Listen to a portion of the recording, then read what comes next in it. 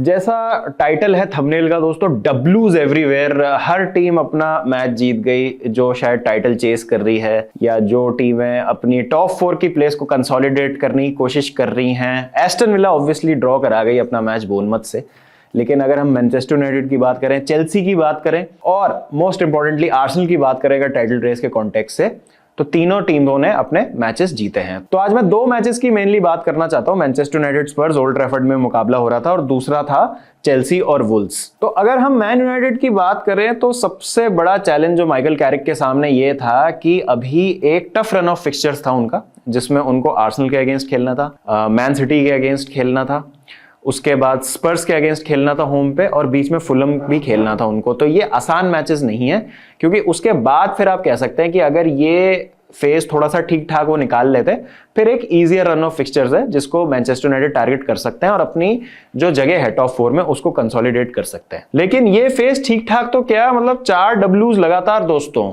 इतना खतरनाक run of results आएगा मैन यूनाइटेड के लिए। जो हमारे भाई हैं द यूनाइटेड स्ट्रैंड, जो पता नहीं कितने दिनों से, कितने बरसों से इंतजार कर रहे हैं कि 5 मैच लगातार जीते मैनचेस्टर यूनाइटेड, तो फाइनली भाई अपना हेयर स्टाइल फिर से ठीक कर पाए, बाल काट पाए। ऑल्दो बाल को काटते कैसे हैं, क्या करते हैं, उसकी मुझे ज्यादा जानकारी है नहीं, क्योंकि मैं तो मैनचेस्टर यूनाइटेड के लिए गोल मारता हूं। मैं तो सबसे बेहतरीन साइनिंग हूं, मुझसे बढ़िया प्लेयर कोई है नहीं इस दुनिया में। खैर मैच पे भी आएंगे अभी, बट टॉकिंग अबाउट जो कंट्रोल की हम बात करते हैं, ये जो परफॉर्मेंस थी, मैन सिटी वाली परफॉर्मेंस भी बहुत जबरदस्त थी, जहां मुझे लगा कि एक तरफा लताड़ा था मैनचेस्टर यूनाइटेड ने। उसके बाद अगर मैं बात करूं तो आर्सेनल वाला गेम हेयर एंड देयर था, जहां पे 2 मोमेंट ऑफ ब्रिलियंस लगे मैनचेस्टर यूनाइटेड को गेम निकालने के लिए। और क्यों नहीं, क्योंकि आप one of the best teams in Europe के अगेंस्ट खेल रहे हैं, इफ नॉट दी बेस्ट इस सीजन में। फुलम वाला जो मैच था वहां पे भी मैनचेस्टर यूनाइटेड क्रूज कर रही थी, लेकिन फिर 2 गोल मारती है फुलम, इक्वलाइज वो करते हैं, और फिर एक लास्ट मिनट विनर की दरकार थी जो सेस्को ने उनको लाके दिया। तो इजी रिजल्ट नहीं था वो मैनचेस्टर यूनाइटेड के, आप कह सकते हैं। लेकिन ये जो परफॉर्मेंस थी आज, यहां पे मुझे कंट्रोल दिखा, प्रॉपर कमांड दिखा, और किसी भी तरह से मैं ये नहीं कह सकता कि मैनचेस्टर यूनाइटेड एक भी मिनट के लिए पूरे मैच में मुझे लगा कि कहीं से भी ये मैच हार सकते हैं या स्पर्स कुछ आउट ऑफ द ऑर्डिनरी कर सकते हैं। जो भी मतलब स्पर्स कर रहे थे, हाफ चांसेस थे, ऊज एंड आस जो हम बात करते हैं वॉच लॉन्ग पे, कोई ऐसा क्लियर कट चांस मुझे याद नहीं है। दूर से अगर किसी ने मार दिया शॉट, जावी सिमंस ने मार दिया तो मार दिया, कुछ भसड़ हुई बॉक्स के अंदर तो हो गई। लमेंस का मुझे कोई याद नहीं कि ऐसा कुछ खतरनाक सेव आया हो। और सबसे इंपॉर्टेंट चीज ये है कि अगर आप मैनचेस्टर यूनाइटेड के पॉइंट ऑफ व्यू से बात करें तो एक मैन ऑफ द मैच आप नहीं चुन पाएंगे। अगर मैं आपसे कहूं कि आज के मैच का मैन ऑफ द मैच कौन था, तो आप कह सकते हैं कि मैग्वायर की परफॉर्मेंस अच्छी थी, लिसांड्रो की परफॉर्मेंस अच्छी थी, ब्रूनो तो हमेशा अच्छा खेलती ही हैं, कोबी मैनू वाज वेरी वेरी गुड, काफी इंप्रेसिव उनकी परफॉर्मेंस थी, डैलो ने भी आज तो कुछ खराब नहीं किया।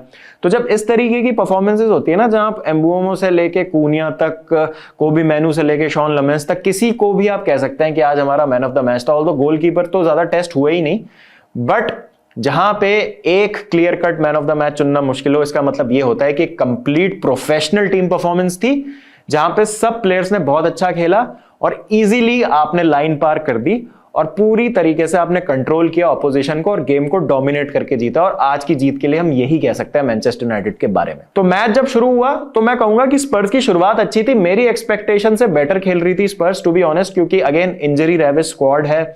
थॉमस फ्रैंक के स्टॉक्स बहुत ज्यादा लो हैं। अगर हम प्रीमियर लीग की बात करें, अब सैक हुए लगता है, अब सैक हुए, अब इनकी न्यूज आई, अब क्लब स्टेटमेंट आया, जैसे तैसे बचे हुए हैं अभी भी। तो ऐसा लगता है कि भाई स्पर्स कुछ करेगी नहीं करेगी, और बड़ी अनप्रिडिक्टेबल सी टीम है। तो उस लिहाज से मुझे लगा कि उनकी performance in the starting let's say 25-30 minutes was decent. 50-50 game चल रहा था, एंड टू एंड गेम चल रहा था, जहां पे यूनाइटेड को भी चांस मिल रहे थे, स्पर्स को भी चांस मिल रहे थे। फिर वो एक कंटेंशियस मोमेंट आता है गेम का, जहां पे डिसाइसिव मोमेंट मैं कहूंगा कि उससे बिल्कुल गेम जो है यूनाइटेड के फेवर में चला गया। और शुक्र हो भगवान का कि कैसेमीरो का पैर नहीं टूटा वहां पे, मतलब इतना गंदा टैकल क्रिस्टियन रोमेरो का। देखिए मैं क्रिस्टियन रोमेरो को रेट करता हूं, मुझे बहुत पसंद है वो, और मैंने कई बार कहा है कि मैं चाहूंगा कि रोमेरो चेल्सी आए, लेकिन इस सीजन जो उनकी माइंडलेसनेस रही है और जो उनकी इतनी ब्रैशनेस और इतनी ज्यादा उनकी आप कहेंगे लापरवाही रही है, कि एट टाइम्स जहां पे स्पर्स अच्छा खेल रही होती है, जहां पे स्पर्स के पास मौका होता है रिजल्ट निकालने का against some of the tough teams, चाहे वो लिवरपूल हो, चाहे ये आज मैनचेस्टर यूनाइटेड के लिए अगेंस्ट देख लीजिए, और भी एक दो ओकेजन्स पे हुआ है जहां पे उन्होंने रेकलेस टैकल मार के रेड कार्ड लिया है। भाई हम रोमेरो से बेटर एक्सपेक्ट करते हैं, और ये रोमेरो की शायद मसल मेमोरी हो गई है कि वो किसी भी टैकल में जाते हैं तो कुछ इस तरीके की चीज करनी है कि थोड़ा सा मैं छोड़ दूं टैकल में कुछ ना एंड में, जिससे कुछ चोट लग जाए सामने वाले के या सामने वाले का कुछ गड़बड़ हो जाए मामला। तो ये चीज उनके बहुत मतलब खराब है उनके लिए। मुझे पहले लगा था कि अनलकी था जिस तरह से रोमेरो का वो कांटेक्ट कैसेमीरो से हुआ, रेड कार्ड बिल्कुल सही था क्योंकि एंकल टूट सकती थी कैसेमीरो की बकायदा। तो मुझे ऐसा लगा कि रोमेरो बॉल के लिए जा रहे थे and it was just like a coming together of legs की उस एंगल पे फॉलो थ्रू में रोमेरो का जो पैर था वो स्टड्स अप कैसेमीरो की एंकल पे लग गया और फॉलो थ्रू में ऐसा हुआ। लेकिन जब स्लो मोशन में देखा तो एक्चुअली आप कह सकते हैं कि लास्ट मोमेंट पे रोमेरो ने पैर उठाया है अपना, और ऐसा लग रहा था कि वो शायद कुछ करना चाह रहे थे, और उन्होंने ज्यादा प्रोटेस्ट भी नहीं किया। अगर आप देखेंगे जब उनको रेड कार्ड मिला उसके बाद, तो उनको पता था व्हाट ही वाज डूइंग और उनको लगा था he might get away with it, but ऐसा नहीं हुआ और बहुत गंदा टैकल था यार ये। और ये बार बार रोमेरो ने लेट डाउन किया है इस बार इस सीजन स्पर्स को। तो ये क्रिटिसिज्म तो मैं उनको दूंगा कि उन्होंने है ना बहुत ही मतलब बचकानी आप कह सकते हैं, माइंडलेसनेस से एक्ट किया है इस सीजन, जहां पे स्पर्स उनको देखती है एज अ कैप्टन कि एज अ लीडर वो कुछ करेंगे उनके लिए, उल्टा उनको मुश्किलात में डाल के चले जाते हैं। फिर तो उसके बाद आई गेस पूरा गेम यूनाइटेड ने कंट्रोल किया। और अगेन सेट पीसेस की बात हम आर्सेनल के लिए करते हैं, यूनाइटेड ने कितने अच्छे सेट पीसेस यूज किए उसकी हम बात नहीं करते हैं। अगेन एक और सेट पीस से गोल आता है और मैं फिर से बड़े मैच में गोल मार देता हूं मैनचेस्टर यूनाइटेड के लिए। मैं आपकी बेस्ट साइनिंग हूं दोस्तों, जो भी मेरे मैन यूनाइटेड के भाई हैं और जो भी मेरे फैंस हैं मैनचेस्टर यूनाइटेड के, आप लोग प्लीज मेरे सामने हाथ पैर जोड़ लीजिए, क्योंकि अगर मैं नहीं होता इस सीजन तो शायद आपका कुछ हो नहीं पाता। But again I am there against a big team in a match जहां पे आपको जीतने की बहुत ज्यादा जरूरत है, मोमेंटम बरकरार रखना है। और अगेन अच्छी परफॉर्मेंस मेरी आज, मैं वहां पे गोल स्कोर कर देता हूं। क्या प्लेसमेंट था भाई, मतलब goal of the season contender मेरे हिसाब से जो गोल्स मैंने स्कोर किया है वहां पे। उसके बाद सेकंड हाफ शुरू हुआ, again more of the same, ऐसा कुछ लगा नहीं स्पर्स से कि वो कुछ कर सकते हैं। सब्स्टिट्यूशंस ट्राई किया थॉमस फ्रैंकलिन, लेकिन सब्स्टिट्यूशंस के जस्ट बाद ब्रूनो फर्नांडिस ने गोल मार के खत्म कर दिया मैच, और एक controlled complete performance man United की। अगेन उनको भी इंजरी से प्रॉब्लम है और ये मैच जीतना बहुत ज्यादा जरूरी था उस मोमेंटम को कंटिन्यू करने के लिए और टॉप 4 में अपनी जगह को कंसोलिडेट करने के लिए। तो well done Manchester United, completely deserved 2-0 win against Spurs. अब बात करते हैं चेल्सी की। तो चेल्सी ने आज हरा दिया वुल्व्स को 3-1 से, और 3-0 फर्स्ट हाफ में ही कर दिया था। कोल पाल्मर की हैट्रिक आ चुकी है दोस्तों, और कोल पाल्मर सबसे ज्यादा हैट्रिक मारने वाले खिलाड़ी बन गए हैं चेल्सी के लिए प्रीमियर लीग में। 4 हैट्रिक मार दी है उन्होंने, जो Didier Drogba, Frank Lampard, Jimmy Floyd Hasselbaink, कुछ इन तरीके के लेजेंड से ज्यादा है, और बहुत कम अपीयरेंसेस में कंपेयर टू दीज लेजेंड्स उन्होंने ये काम किया, तो बहुत अच्छी चीज है। चौथी हैट्रिक है उनकी चेल्सी के लिए, जिसमें 2 पेनल्टी शामिल थी। ऑब्वियसली थोड़ा सा आप कह सकते हैं कि उस लिहाज से उनके लिए जरूरी था कि जब हम कहते हैं ना कि एक प्लेयर का फॉर्म डाउन है तो कॉन्फिडेंस के लिए उसका गोल मारना बहुत जरूरी होता है। पाल्मर के लिए ये बहुत इंपॉर्टेंट था, चाहे पेनल्टी से गोल आए चाहे टैप इन आए, बहुत जरूरी था कि वो गोल स्कोर करें। तो 2 पेनल्टीज जो मिली उससे वुल्व्स ने दिखा दिया कि वो 20th प्लेस पे है। एक क्लमजी टैकल और दूसरा बिल्कुल अगेन दिमाग की कमी। ऑल्दो दूसरे टैकल में मुझे लगा था कि बॉक्स के बाहर चैलेंज हुआ था, वो पेनल्टी किस उससे मिली आई डोंट कंप्लेन, बट वहां पे पेनल्टी मिली। फिर तीसरा गोल बहुत अच्छा एक टीम मूव था, जहां पे एंजो ने ओवरलैप पे कुकुरेया को बॉल दी, काफी अच्छा बिल्डअप हुआ पीछे से, और फिर वहां पे बॉक्स में कोल पाल्मर खड़े थे और अच्छी उनकी शानदार फिनिश रूफ में मार दी नेट के, और 3-0 वहां हो गया। और फिर मुझे एक चीज अगेन फिर से जो समझ नहीं आई सेकंड हाफ में, क्यों हमने इंटेंसिटी ड्रॉप कर दी। क्लीन शीट आनी चाहिए थी। बहुत ही खराब परफॉर्मेंस सेकंड हाफ में, बट आई कैन अंडरस्टैंड कि हम एनर्जी कंजर्व कर रहे थे मे बी, और हम नहीं चाह रहे थे कि हम फुल थ्रॉटल जाएं। बट वो एक खतरा रहता है, क्योंकि इस चेल्सी डिफेंस को ना मैं नहीं ट्रस्ट करता हूं। मान लीजिए चांसेस मिले थे वुल्व्स को 3-1 के बाद भी, अगर 3-2 स्कोर होता और 10-12 मिनट बचे होते तो हमको बिल्कुल कॉन्फिडेंस नहीं आता कि चेल्सी यहां से 3 पॉइंट निकाल लेंगे। पक्का लगता है कि भाई ये मैच 3-3 ड्रॉ हो सकता है, और ऐसा इस सीजन ऑलरेडी वुल्व्स के अगेंस्ट हो चुका है काराबाओ कप के पहले मैच में।